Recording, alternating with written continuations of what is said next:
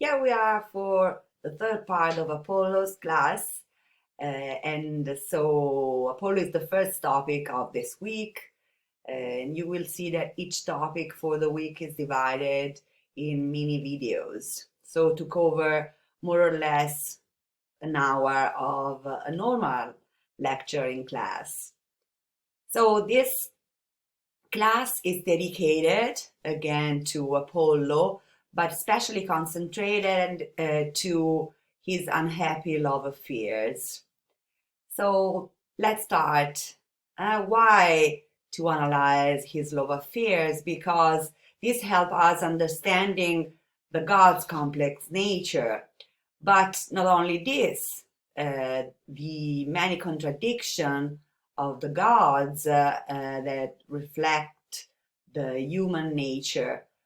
Because Apollo, in particular, as an oracular god, made men aware of their own nature and especially their own guilt, with many times punishments. So this will be clarified, especially by the story on Cassandra. Then these stories are connected to the birth of other gods. For example, Aristeus, we will see, and Asclepius. And finally, the connection with nature. So we have seen many metamorphoses already. And in this case, we will see the one of Daphne, Hyacinthus, and Cyparissus. So, and other things on which you can reflect on by yourself. So, Apollo normally was very unlucky in a lot of his love affairs. In fact, he really seems to had a sad life regarding love. So, for example, he fell in love with Princess Cassandra, that was the daughter of King Priam of Troy. And this story is connected with his presence in the story of the war. So Apollo, in order to win her consent, so he offered to her a special gift, his own gift, the gift of prophecy. So he did really the best to obtain her favors. But when she was given the gift immediately after, Cassandra changed her mind. So reflect on this, the nature of women that always the Greeks were describing. And so refused his advances even after receiving this incredible gift. But a god cannot take back a gift. And so Apollo could not prevent Cassandra from predicting the future and correctly. So what he did, he cursed her so that she would never be believed. And despite this fact, she was always correct in her predictions. And in fact, she predicted to the city of Troy about the disaster of the destruction of the city.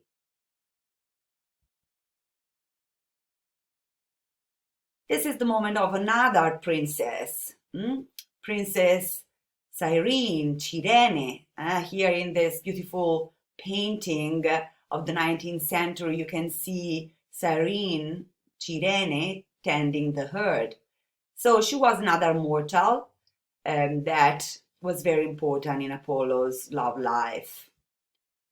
She was the queen of the city of Cyrene, a North African city, very important in the future Roman province of Cyrenaica. From the union of Apollo with Cyrene, two sons were born, so Aristeus and Aidmon. In particular, Aristeus became the god and lord protector of flocks, crops, and bees. This is very meaningful for the productiveness of this region, and that's why the Romans too wanted to turn it in a province.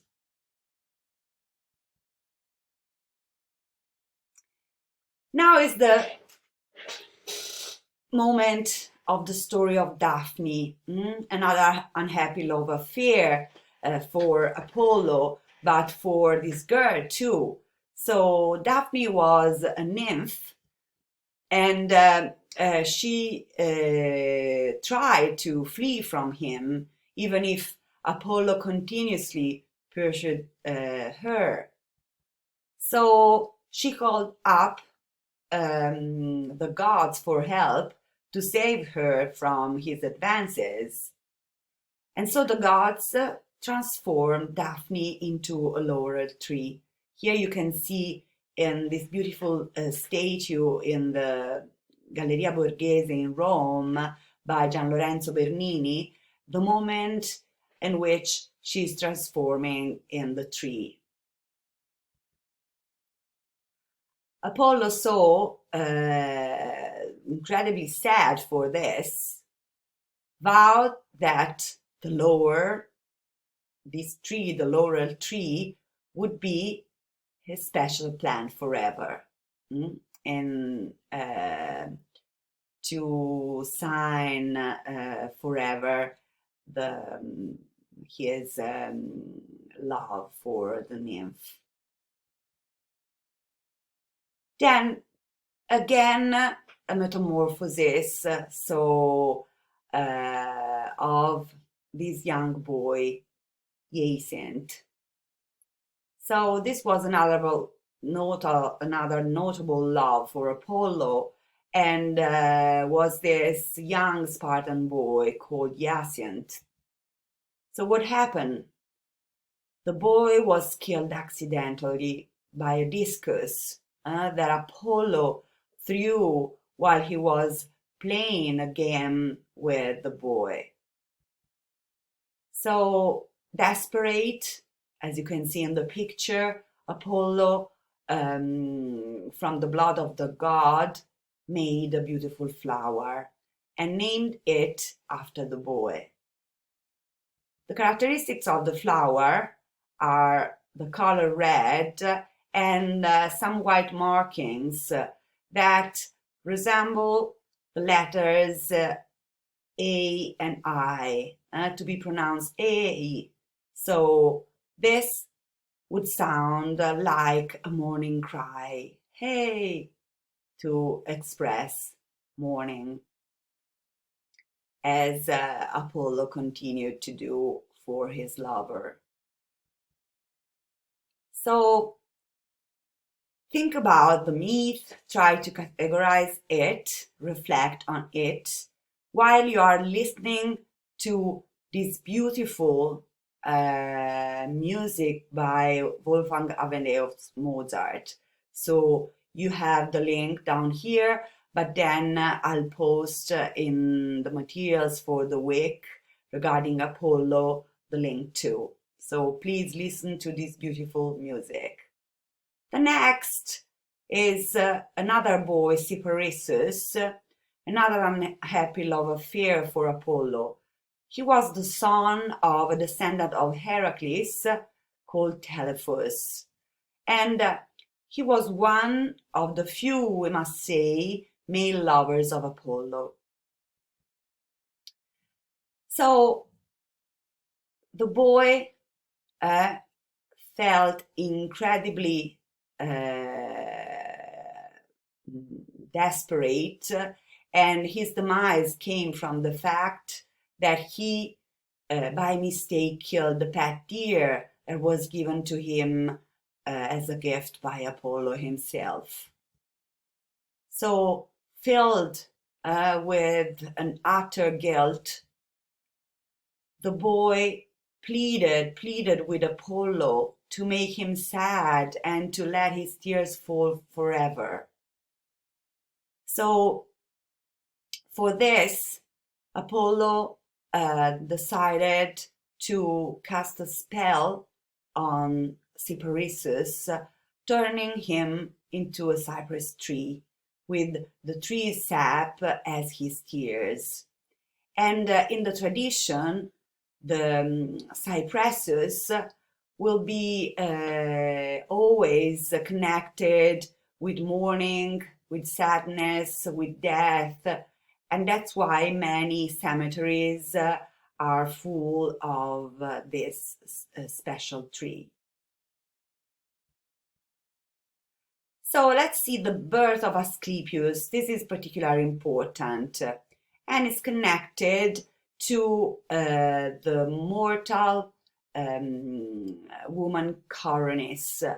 Apollo battered her, but then she decided to take a mortal lover.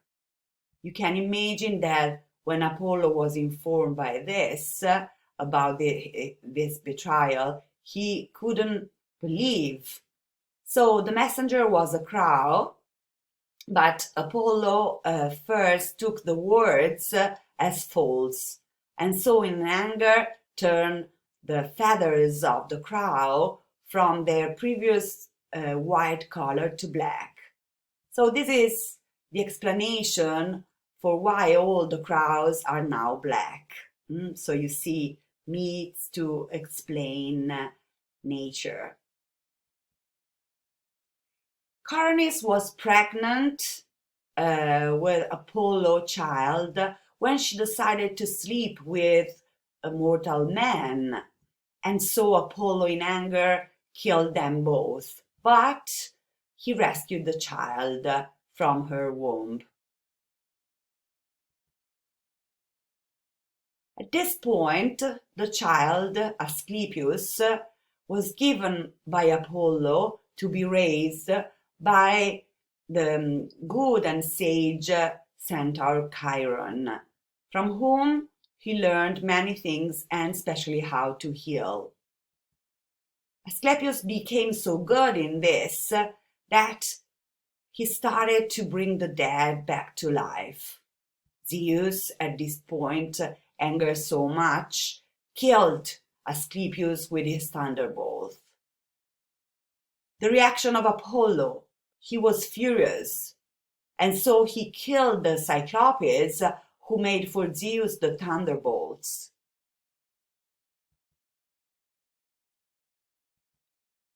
Zeus wanted to imprison Apollo finally in Tartarus to punish him for the killing of the Cyclops. And the mother of Apollo, Leto, intervened on her son's behalf and convinced finally Zeus only to force Apollo to live as a mortal for 1 year. Asclepius was then, after his death, deified and became a god of medicine and healing. Very important in the Roman world too, and exported there in the 3rd century.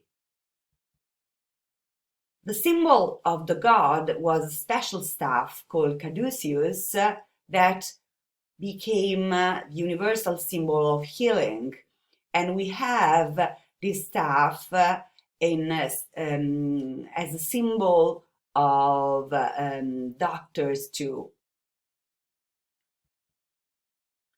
Finally, we have the unhappy love affair with Marpessa. Marpessa was a girl granddaughter of the god Ares and Demonis. So she was not exactly in love with Apollo, neither fond of him, Instead, she preferred idols. This resulted, as you can imagine, in a bitter confrontation with Apollo. At this point, Zeus, as many times he does, decided to intervene, had to intervene, and so asked Marpessa to choose in between Apollo and Idas. And guess, Marpessa chose Idas. This is very interesting, the decision of this girl.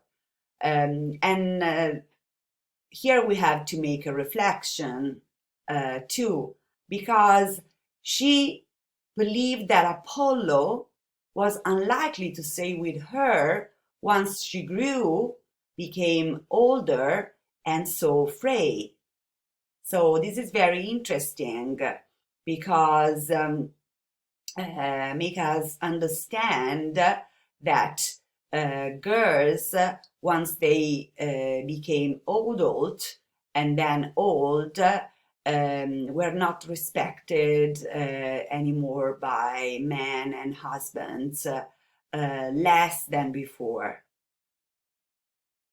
Okay, ragazzi, so this is the end of the class about Apollo.